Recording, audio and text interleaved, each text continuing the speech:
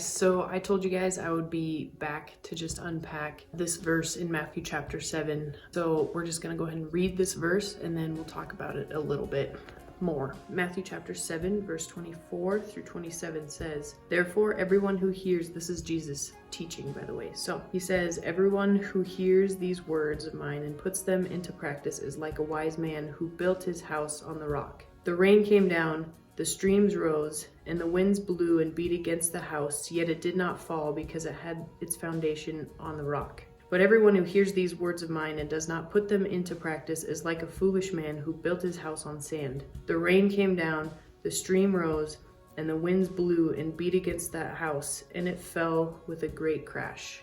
This verse talks about two different people.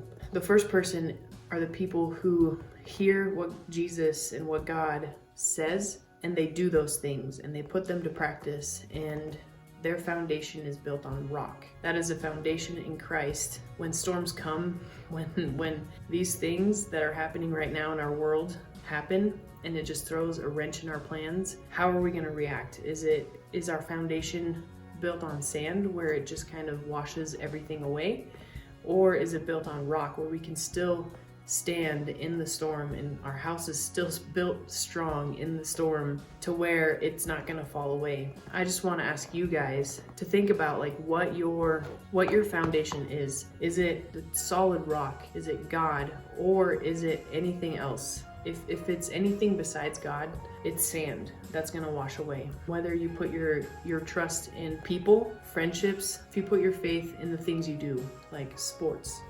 school, musicals, whatever it is that you do that you think defines you, they can be taken away. We see that here. You aren't even going to school at this point. So I know many of you feel lost and feel hurt and just kind of like, what do I do? Who am I? Now that I'm not on the basketball team or I'm not in that musical at this point, who am I? And I think if you're finding yourself feeling lost right now, I think that is a big indicator that you have built your house, you have put your faith on things that are not solid, things that are not going to hold firm.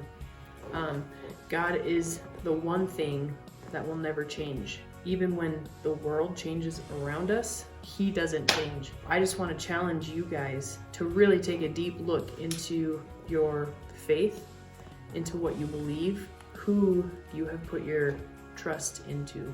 Whether it's circumstances, whether it's the things you do, they will fail you, but God never fails. You have been dealt an awesome opportunity to just get to know Jesus better in this time. You have time on your hands. Spend it getting to know Him.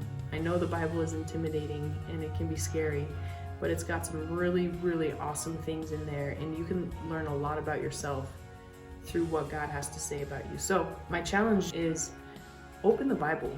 Start somewhere. If you need a place to start in Matthew. It's one of the Gospels, and it's an awesome gospel, and you get to kind of see Jesus's life from when He was on earth, and you get to hear what He has to say, and it's just a really cool story. Lean into what God is teaching you in this time, because you have time on your hands. And I know many of you are disappointed. I know some of you are seniors, and this isn't how you planned it.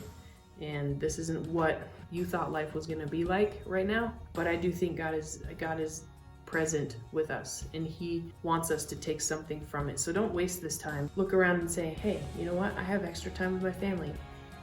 Maybe you have younger siblings you can spend some extra time with and really lead them and love on them. Maybe you have some friendships that need work, and you can spend time talking to each other, FaceTiming each other, and just catching up. Whatever it is, don't waste this time, because there's a reason that we're going through this, and you will see it on the other side once we get out of this. And so I just encourage you, take a look and see where your foundation is built. Is it on sand or is it on solid rock? Open the Bible. Read about what God has to share with you. Have a conversation with Him. Learn something about yourself through the way that God sees you, and we'll see you next week.